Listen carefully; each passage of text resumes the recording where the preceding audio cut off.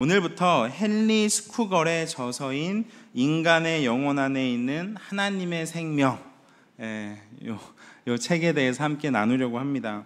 한 100페이지 정도 되는 아주 짧은 책인데 많은 신앙의 정수가 담겨 있는 말씀 책입니다.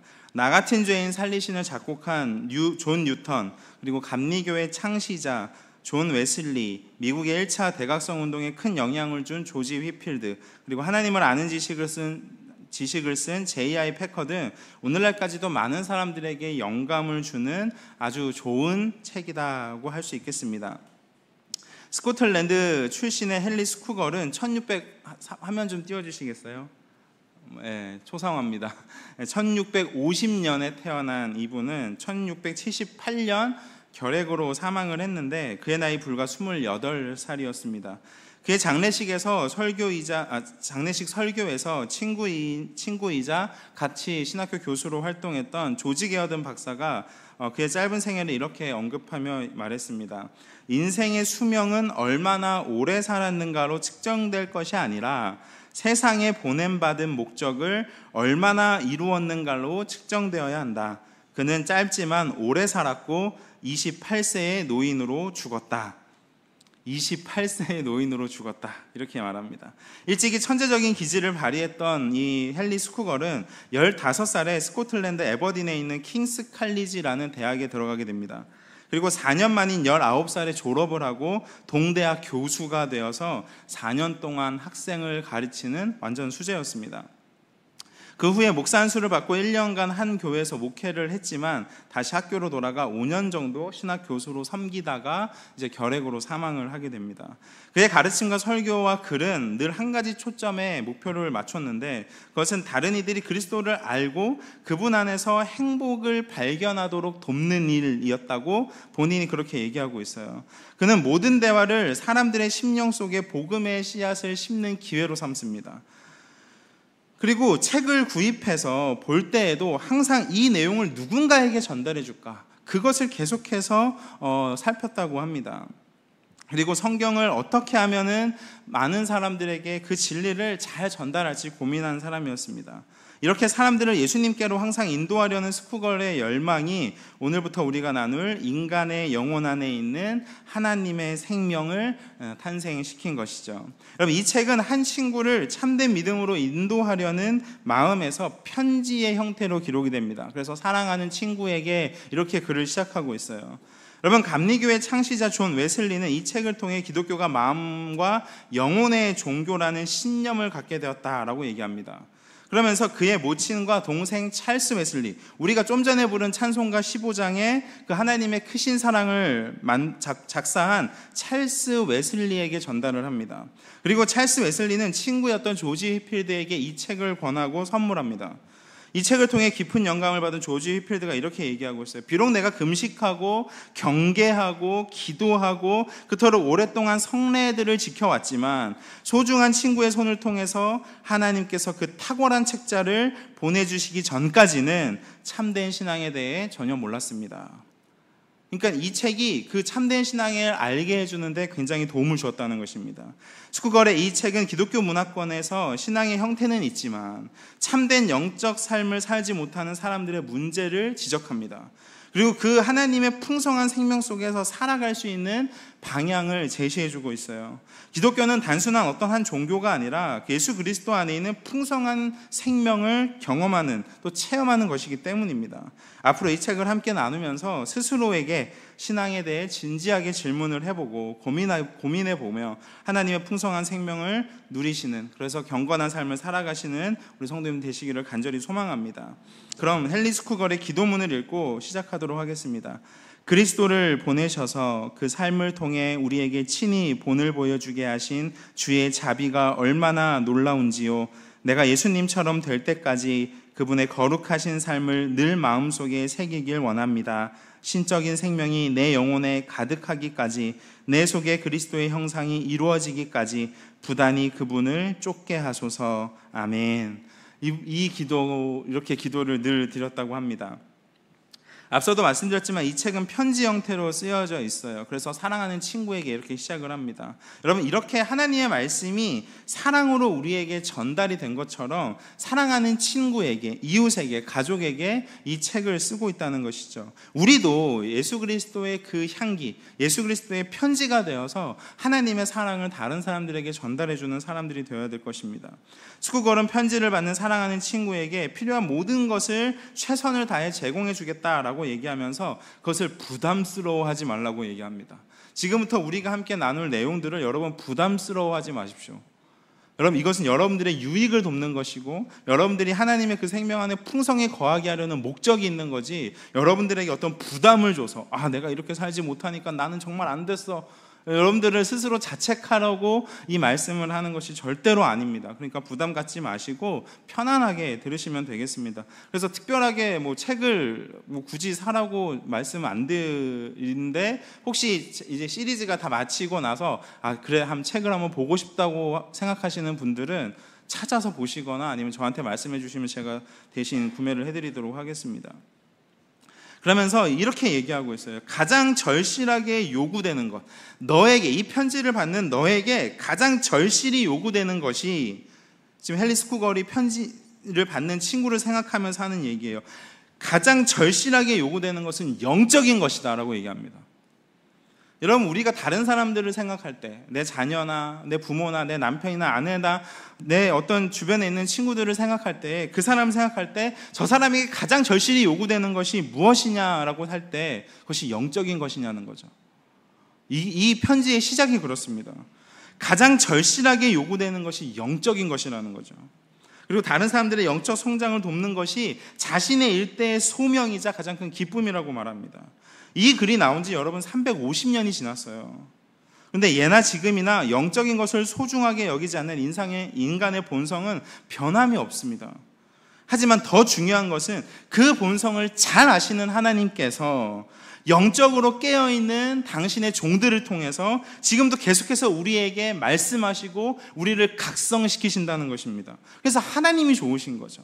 우리가 어떻게 열심히 노력하고 하는 게 어떻게 보면 되게 일부분이라면 하나님께서 주시는 그 영감, 하나님께서 주시는 도전이 100%예요. 그게 전부인 것입니다. 지금도 또 주님 오실 때까지 이 일은 반복될 것입니다. 그때마다 영적 성장과 유익을 누리는 사람은 참 복 있는 사람이에요. 하지만 이런 하나님의 도전과 이런 하나님의 말씀에도 불구하고 도전을 받지 못하고 여전히 그냥 세상의 것을 추구하며 산다면 그 사람에게 어떤 영적인 유익이 있겠습니까? 또 이런 일에 우리는 모두 부름받았다는 사실을 거부해서는 안 됩니다.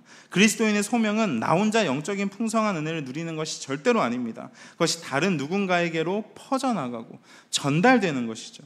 이것이 기독교의 아주 중요한 생명의 운동이지 않습니까?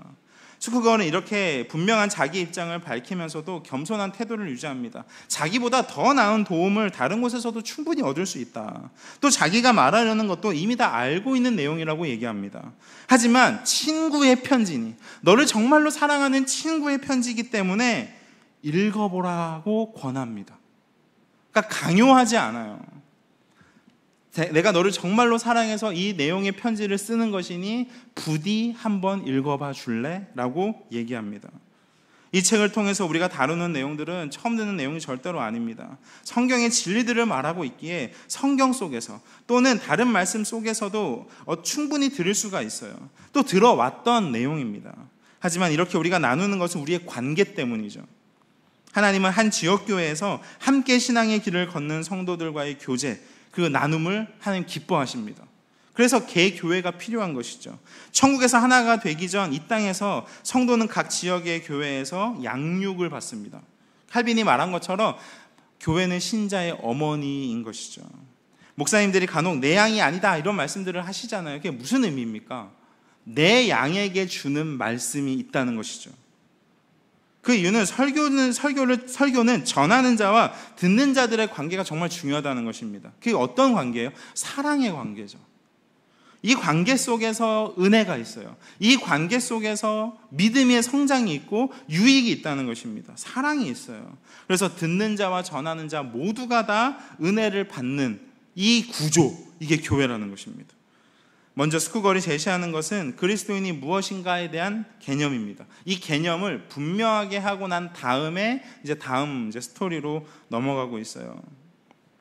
스쿠걸은 스스로 그리스도인임을 자칭하는 사람들이 그 뜻을 제대로 알지 못하고 있음을 지적하고 있습니다.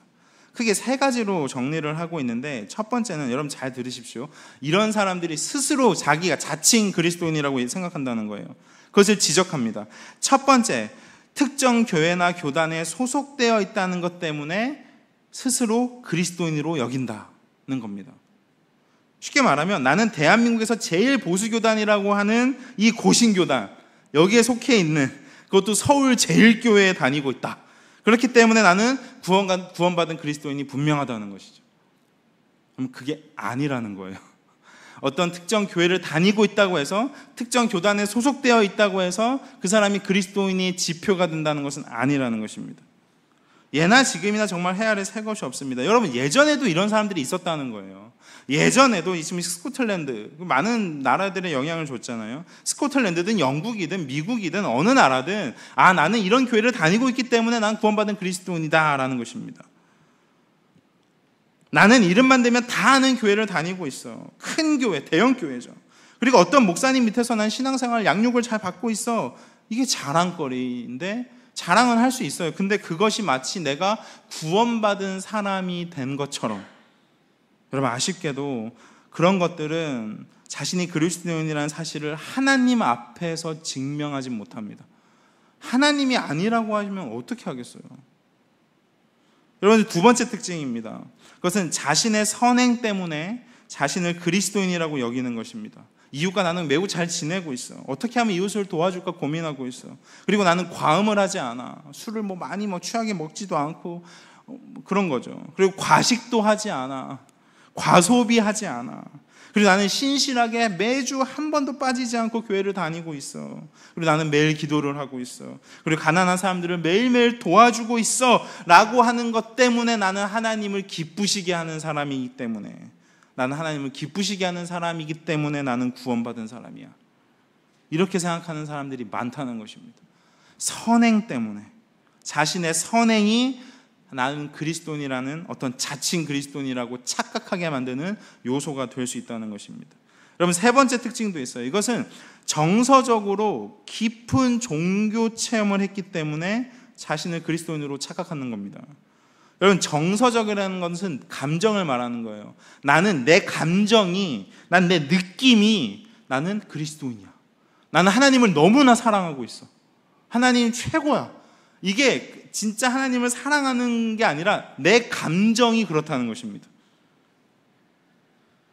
어떤 영적인 체험들을 할 때 자신이 하나님과 굉장히 가깝다고 느끼게 만들거든요. 그것에 완전히 심취하는 것이죠. 하지만 이런 영적 교감 또는 감정만으로 기독교의 하나님을 만날 수는 없습니다. 예전에 어떤 장로님, 이름 대면 여러분 다 아실 거예요. 그 장로님이 그 집회의 특징이 그거예요. 잔잔한 음악을 틉니다.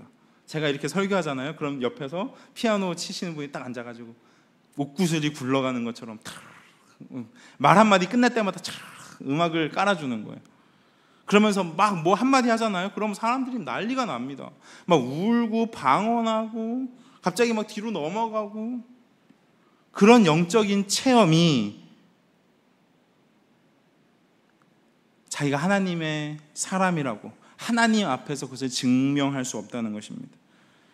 스쿠걸은 이런 사람들을 다음과 같이 지적합니다. 그들로서는 구원을 뒷받침하는 유일한 증거가 자신이 구원받았다는 느낌이다. 느낌. 나는 구원받았다고 자신하는 거죠. 그럼 특정 교단이나 교회, 선행들, 영적인 감정 체험은 그리스도인에게서 발견되는 것임에는 틀림이 없습니다. 하지만 그 자체가 구원의 증거가 될 수는 없습니다. 스쿠걸은 참된 기독교의 모조품들이 많다고 지적을 하면서 심지어 죄악된 태도나 행위들마저도 기독교의 이름으로 포장된다고 얘기해요.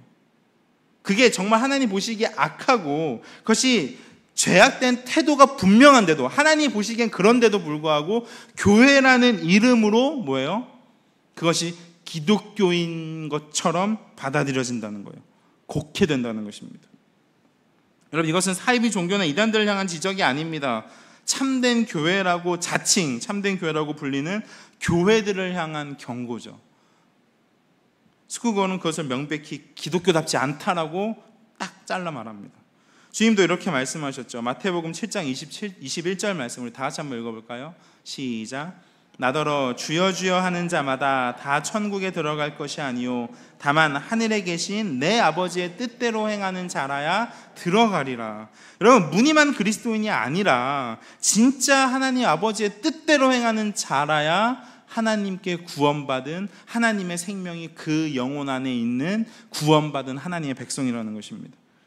이렇게 기독교에 관해 그릇된 개념들이 이제 정착이 되어 있으면 그 다음에 이제 기독교가 무엇인지에 대해서 얘기해 줍니다. 그것은 앞에서 묘사한 것들과는 전혀 달라요. 제가 좋아하는 책이 있는데 존 그리샴 메이첸 교수님의 기독교와 자유주의라는 책이 있습니다. 여러분, 이 책이 말하는 요지가 매우 분명한데, 여러분, 기독교와 자유주의라는 책이 있어요. 제목이 그렇습니다. 여러분, 자유주의는 기독교가 아니라는 것입니다. 이런 식의 접근이 기독교를 상당히 배타적으로 만드는 것 같지만 절대로 그렇지 않아요. 여러분, 기독교를 기독교 되게 하는 것의 핵심은 기독교의 참된 진리를 수호하는 것입니다. 참된 진리 속에서만이 무한한 은혜의 포용이 가능하지, 그런 진리를 싸그리 무시한 채 사람들을 다 교회 안으로 불러들인다고 해서 그 사람들이 다 그리스도인이 되는 것은 아니라고 지적하고 있어요. 여러분, 포용하는 것 때문에 진리를 왜곡하지 않습니다. 자유주의는 오늘날 너무 깊게 뿌리 내려져 있어서 심지어 저도 그 책을 읽는 동안에 이건 나도 구분하지 못했다. 뭐 저 별거 아니지만 구분이 어려워요, 진짜. 자유주의가 얼마나 깊게 뿌리 내려져 있는지. 메이첸 교수님이 이 책을 쓴 게 1900 거의 초반이거든요. 100년이 넘은 책이에요, 이 책이. 너무 깊게 뿌리 내려져 있는 이 자유주의 신학, 가짜입니다. 자유주의는 기독교가 아니라는 거예요. 이 책의 제목이 분명하게 선포하는 거죠. 사실 그 책을 먼저 제가 나누려고 막 고민을 하다가 우회를 해서 이 책을 선택을 했습니다. 일단 책도 좀 더 두껍고 챕터가 굉장히 많아서, 또 저도 아직 소화가 다 안 됐기 때문에 포기했습니다. 하지만 이 책을 통해서도 충분히 우리는 그런 분별력을 얻기에 부족함이 없을 것입니다. 여러분, 이처럼 기독교는 일반적이지 않습니다. 무슨 얘기냐면 다른 종교와 똑같지 않다는 것입니다. 뭐 기독교든 천주교든 뭐 불교든 뭐 다 이렇지 않다는 거예요. 여러분, 기독교는요 굉장히 특수하고 굉장히 특별합니다. 유일하죠. 유일한 종교예요. 여러분, 다른 종교들과 비교해 봐도 달라도 진짜 다릅니다. 스쿠거는 이 차이점을 만들어내는 것이 바로 하나님의 생명이라고 얘기하고 있어요. 하나님의 생명이다. 스쿠거의 말을 인용을 하겠습니다. 참된 기독교는 인간의 영혼과 하나님의 생명이 결합하는 것이다. 하나님의 생명을 실제로 공유하는 것이다. 기독교는 하나님의 형상을 사람의 영혼에 새기는 것이다. 이렇게 얘기합니다.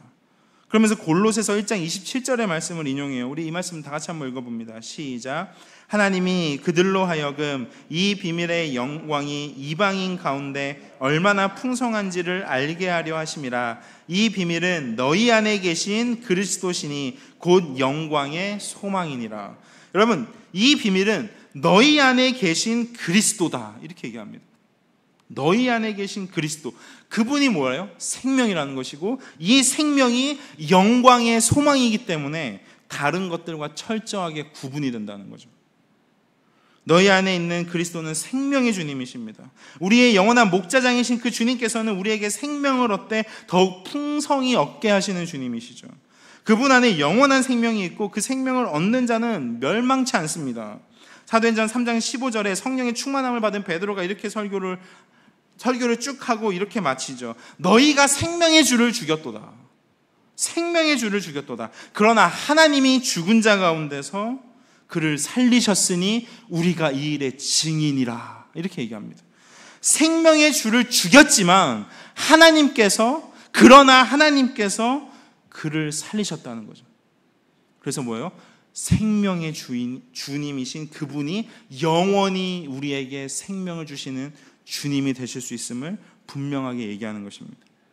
여러분, 기독교는 생명의 종교입니다. 생명을 흉내내는 종교도 아니고 생명을 모방하는 종교도 아닙니다. 여러분, 다른 종교들에서 그것을 흉내내려고 정말 얼마나 많은 시도들을 합니까? 그래서 불교에도 윤회설 같은 게 만들어지고 극락 이런 게 생기고 그러잖아요. 여러분, 불교 석가모니 그런 얘기 한 적이 없습니다. 후대 불교에서 그런 것들이 덧붙여진 거죠. 기독교의 영향을 받아서. 마찬가지입니다. 생명 없어요, 다른 종교에는. 그냥 이 땅에서 어떻게 하면 선을 베풀고, 어떻게 하면은 그냥 다른 사람들에게 패기치지 않고, 어떻게 하면 그냥 양심적으로 살까. 가장 좋은 종교가 그 정도예요.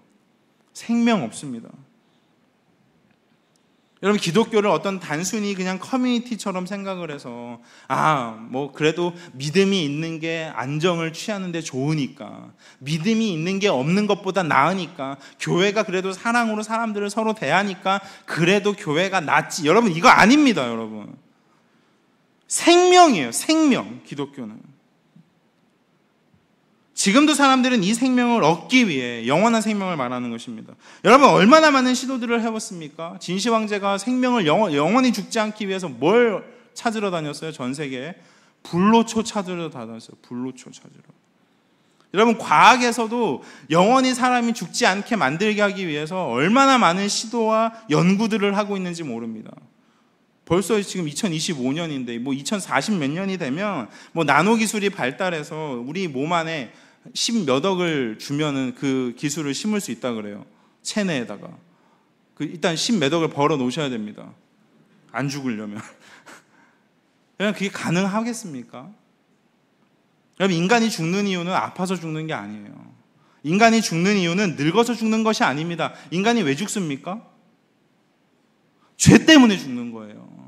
사고 나서 죽는 이유는 어떤 방식은 사람마다 다 다릅니다. 하지만 성경이 말하는 것은 사람이 왜 죽습니까? 죄 때문에 죽는다고 분명하게 얘기하고 있어요. 그 많은 그 시도와 어떤 발전에도 불구하고 아직도 이 생명을 얻어낼 수 없고 앞으로도 그럴 것입니다. 그 누구도 그 무엇도 하나님이 그리스도를 통해 주신 이 영원한 생명을 모방할 수 없습니다. 줄 수 없어요. 이것을 주겠다고 하는 사람이 메시아겠죠. 그 사람을 메시아처럼 떠받들게 될 것입니다. 그 기술을 완성했습니다. 그럼 그 사람이 신이 되는 거예요. 메시아다. 그 사람이 바로 우리의 구원자다라고 하겠죠. 하지만 예수 외에 그런 구원자는 없는 것입니다. 오늘 욥기서의 말씀을 한번 보십시오. 우리 욥기서 다시 한번 읽어보겠습니다. 하나님이 시작. 하나님이 내 영혼을 건지사 구덩이에 내려가지 않게 하셨으니 내 생명이 빛을 보겠구나 하리라. 실로 하나님이 사람에게 이 모든 일을 제삼 행하심은 오늘 구덩이에서 이끌어 생명의 빛을 그들에게 비추려 하심이라. 여러분 보십시오. 하나님이 하시는 겁니다. 하나님이 구덩이에 내려가지 않게 하시는, 그건 건지셨다는 거예요. 내 영혼을 건지사 내 생명이 빛을 보게 하는 것은 하나님이 그 일을 행하셨다는 것입니다. 우리의 영혼 안에 하나님의 생명을 넣어주시기 위해서. 이 앞에 욥기 앞부분을 읽어보면 하나님이 불쌍히 여기셨다고 얘기합니다. 이렇게 하시는 근거는 하나님의 긍휼이에요. 하나님의 자비입니다. 그것이 요인이 돼서 하나님의 사랑이죠. 그것이 예수 그리스도로 완성되고 성취가 된 것이 아닙니까? 인간의 영혼 안에 있는 하나님의 생명, 이 생명이 우리 모두에게 있고 또 우리 삶을 영원한 천국으로 이끄시기를 간절히 소망합니다.